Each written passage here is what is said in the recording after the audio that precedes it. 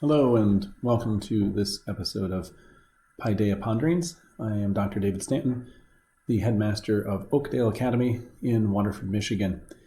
I hope this short intro to the concept of secular humanism in our schools is informative to you and helps at least to begin a conversation and get people to start thinking about what it is that really is the goal of modern government-controlled education, and how schools that do not see that secular humanism as something that's beneficial in any way, such as Oakdale and other Christian schools and classical Christian schools in particular, how we attempt to combat that rising tide of secular humanism. Well, first, let me define what secular humanism is. Basically put, I take a little bit of this from Charles Potter, who wrote a book in 1930 called Humanism, A New Religion. He says that secular humanism is an attempt to function as a civilized society with the exclusion of God and his moral principles. Now, if you just take that as its concept, it would be no surprise that our government-run schools have taken God out of the whole realm of education. By extension, then, they've taken moral principles founded on religious beliefs and founded on the Judeo-Christian heritage out of government education as well.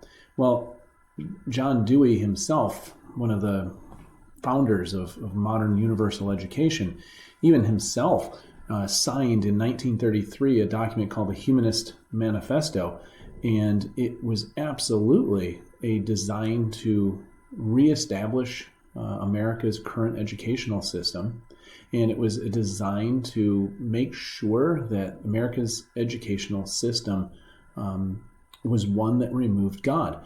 Now, it's more taking God and replacing God with a concept of science, and whatever it is that we can call science, as long as it is separated from God. And one of my favorite radio hosts, who unfortunately is no longer on the air, but is up from the Green Bay, Wisconsin area, named Michael LeMay. And Mike LeMay has this great quote that says, no institution has done more to discredit Christian teachings and doctrine than the public school system. He goes on and says, who are the men and women who influence our children as teachers? And this is LeMay speaking. I think we can safely say the majority of them are very nice people with the best of intentions. Some are even Bible-believing Christians who are trying to help our children navigate very difficult times in their lives. But even the best of teachers belong to a system that is definitely anti-Christian in its values and its beliefs. They belong to quite possibly the most unscrupulous public organization in our nation, which he calls out as the NEA, the National Education Association. And then finally from LeMay, he says, quite simply, our children are being brainwashed and indoctrinated. This is not an indictment of many fine teachers in our schools. It is an indictment of a corrupt teachers union in the United Nations that believe they are charged with overriding the archaic beliefs that parents and religion have forced on our children. And he says, those are their words, not his. So you can actually go into UNESCO, the United Nations organization, and they have in their charter a plan to unite the world under secular humanism. So even from its start, we look at its schools as such a foundational institution in so many ways. If you think about it, students spend upwards of 7 hours a day, 5 days a week, 180 days a year. So literally half of every calendar year they're spent in schools being taught by people, again, I would argue in many cases are wonderful people, Bible-believing Christians in so many cases that see the public schools as a mission field. But not only what are they being taught, it's how these people are teaching our students, how they're facilitating this introduction of secular humanism into what it is that our children then accept as a norm. Because why wouldn't a child trust what their teacher's telling them? Again, they're all very nice people, so why wouldn't they trust them?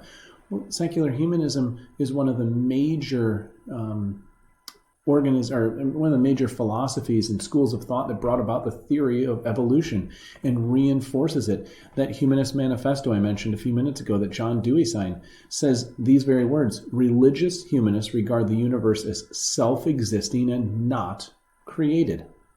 It goes on and says humanism believes that man is a part of nature and he has emerged as a result of a continuous process.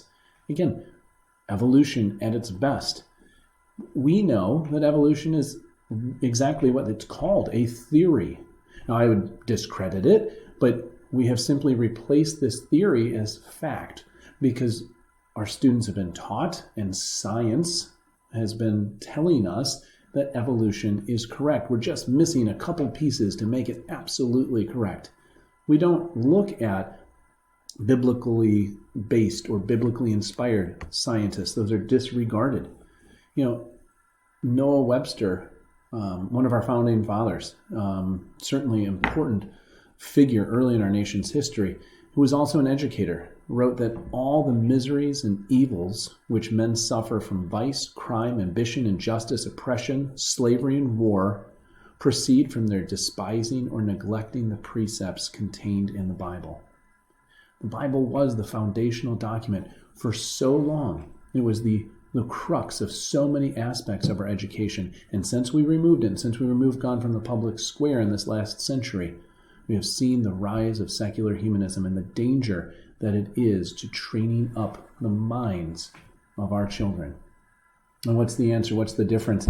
I firmly believe in classical Christian education, that education that returns things to the way that they used to be, to students learning philosophical, theological truths inside the contained atmosphere where a master teacher is the one that is guiding them, not facilitating, not working on groupthink, but guiding them to those truths and helping them sort through all of those things so that they can have a foundational truth going into the world, not so that they can get into college, not so that they can have the white picket fence, the 2-car garage, the 2.5 kids, the dog, and the cat, but so that they can enter into a life of service where they give back to a society, where they give back to a country, a community, a family, and most importantly, a God who loves and cares for them.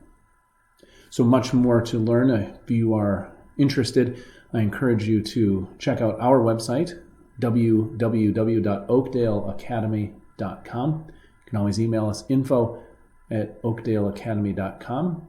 If you have a son or daughter in the Metro Detroit area and you're looking for a change in education and how things could be, I certainly encourage you to check out our website and even to email us at admissions@oakdaleacademy.com. We would be thrilled to talk with you, show you around the school, and get a flavor for what the opposite is of what I described as secular humanism and what it looks like at a classical Christian school such as here at Oakdale.